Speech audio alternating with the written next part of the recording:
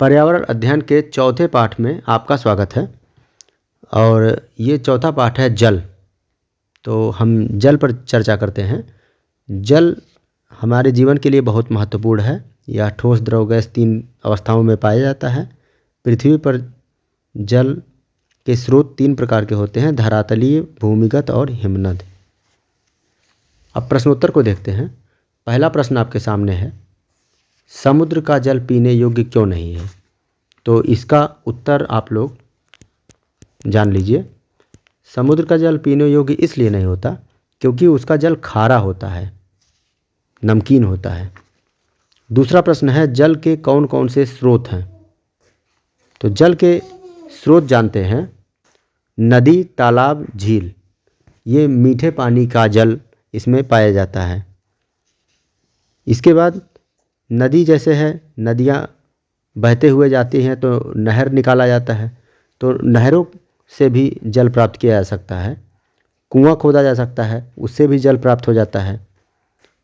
नलकूप है, नल है, मोटर लगा के समरसेबल है, इत्यादि से जल को प्राप्त किया जा सकता है। अगला प्रश्न है, मीठे जल के स्रोतों की सूची बनाइए। तो मीठे जल मतलब जो जल मीठे यानी अच्छे लगते हैं, तो नदी का जल, तालाब का जल और झील जो होता है, पहाड़ों से डायरेक्ट जो पानी गिरता है, वो भी आपको मीठे जल वहाँ से प्राप्त हो सकते हैं। चौथा प्रश्न है, जल हमारे लिए क्यों उपयोगी है? तो जल हमारे लिए बहुत सारे क्षेत्र में उपयोगी हो सकते हैं। जैसे कृषि में, खेती के लिए बिना जल के खेती नहीं हो सकती। वर्षा का जल जैसे होता है वो खेती के लिए बहुत लाभदायक होता है। औद्योगिक क्षेत्र में, बिजली उत्पादन में, जैसे बिना जल के बिजली उत्पादन नहीं हो सकता है।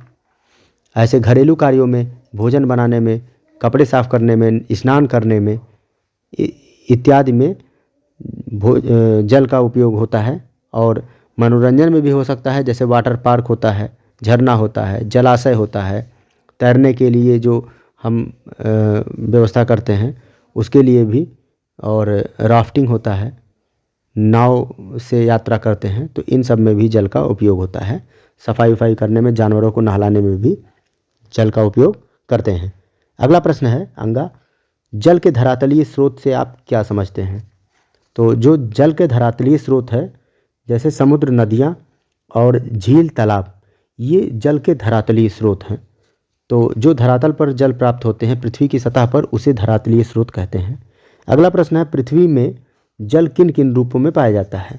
तो इसका उत्तर हम ऑलरेडी बता चुके हैं कि पृथ्वी पर जल ठोस, द्रव, गैस 3 रूपों में पाया जा सकता है।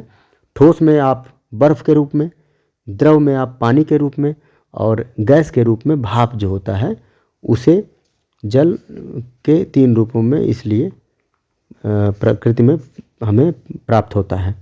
नेक्स्ट दूसरा क्वेश्चन आप सामने है, रिक्त स्थानों की पूर्ति कीजिए।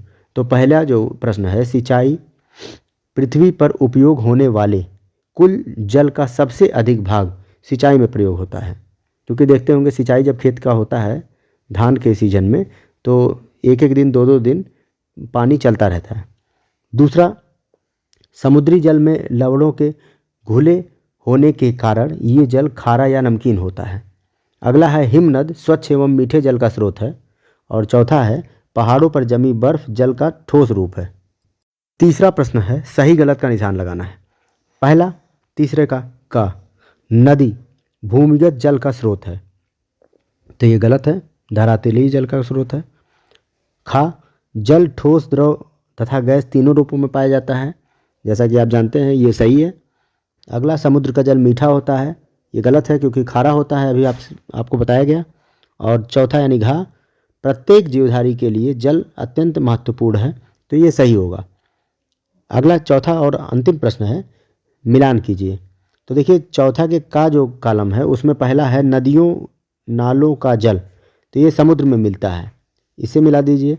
दूसरा, समुद्र का जल खारा होता है। तीसरा, प्राकृतिक रूप से उपयोगी जल सीमित मात्रा में है।